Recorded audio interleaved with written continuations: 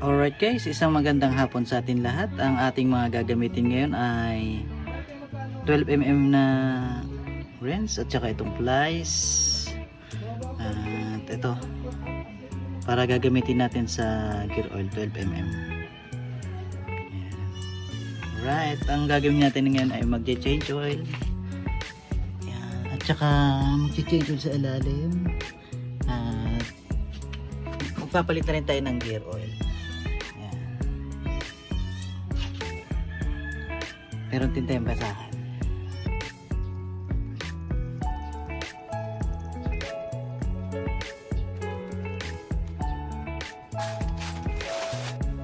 Alright, at ito nga pala yung ating kulay na langis. Yung tinakbo natin dati na sinet natin na 1,500. Ito na nga siya.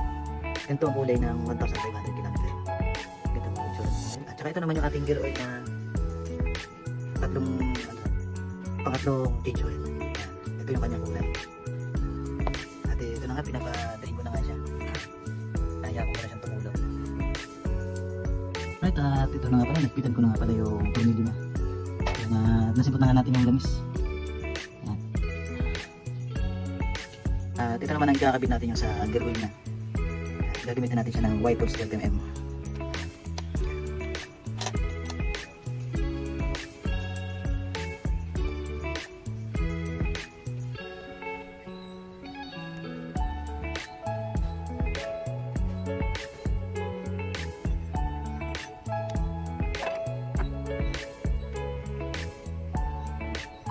Pasa naman natin itong kanyang pan-check ng oil.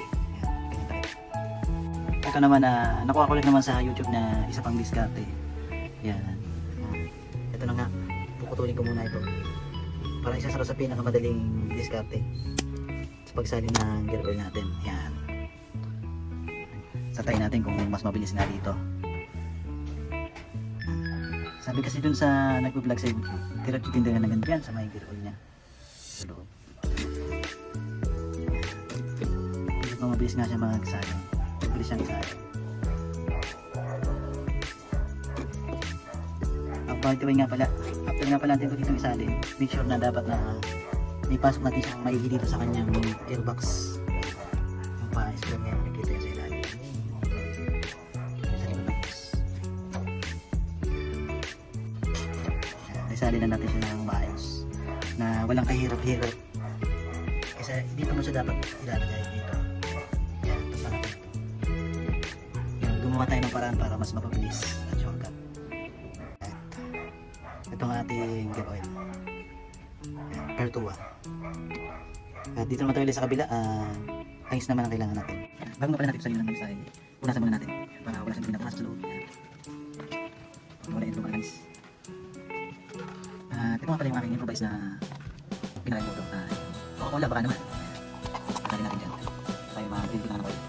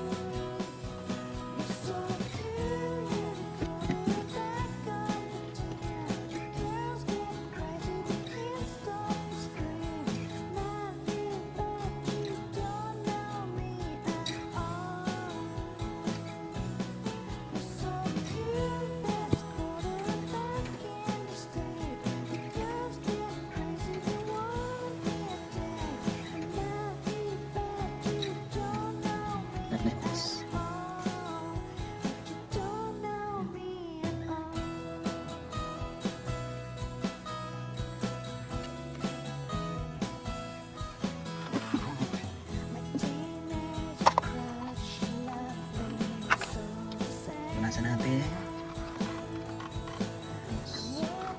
Ilagyan na natin yung kanyang takip. Tikman nga na pinasan na natin siya. Kakapit na natin yung takip.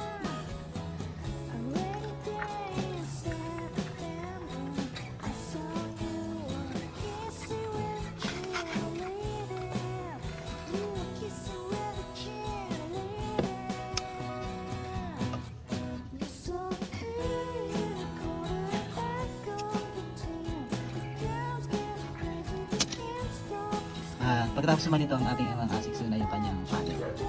Isiset natin yung kanyang magamitan na panibago. At ito na nga guys, nakapag-change oil na nga tayo. At naisali na nga pala natin yung gear oil at saka yung kanyang oil sa makina. At ang gagawin naman natin ngayon ay aalisin natin itong nakalagay na oil change. Yan. Press pala natin siya para matanggal yung change oil niya. I-press natin siya ng at least 3 seconds. 1, 2, 3. Then set. Isa. Dalawa. Yan. Isa. Tapos pag lumabas na dyan yung pindutin pa natin ito ng isa. Tapos isiset natin siya na 2,000 kasi yung gusto ko. Yan. Tapos select na natin. Yan.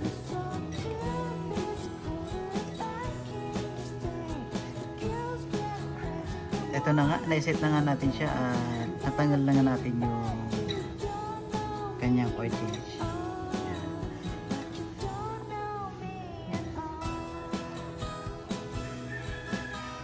At ito, paandalin na nga natin siya at least 30 minutes para kumalat yung kanyang langis sa buong makina. Ayan lang natin siyang kumanta.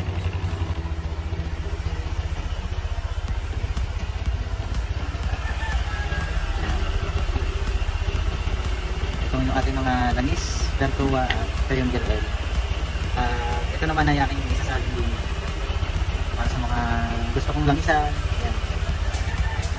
Alright, thanks for watching everyone. Yan. Tapos na tayo mag-maintenance sa Honda Click natin. Tapos na nga tayo mag-change oil. Yan. Papatayin ko siya mga 3:42. Yan. 30 minutes. 30 minutes starting. Alright. Na. Kaso may problema tayo mga guys. Ang sakit ng kamay ko. Nagtusok ng gunting.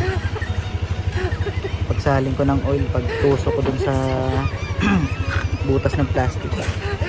Pero ayos lang yan kasi at least natutunan ko mag-change oil ng sarili. Ayan. Napag-aralan ko mag-change oil na Honda Click.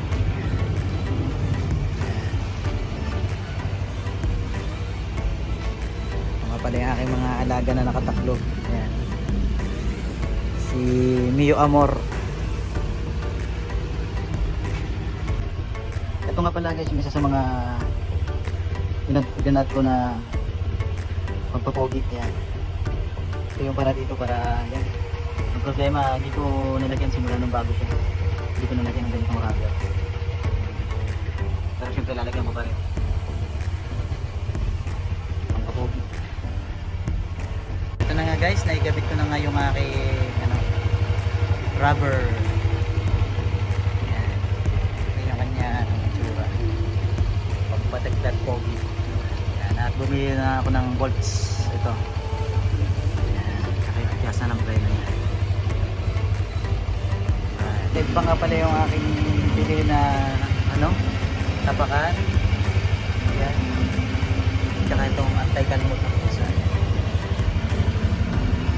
Kailangan natin sa ating Honda Click. Thank you for watching.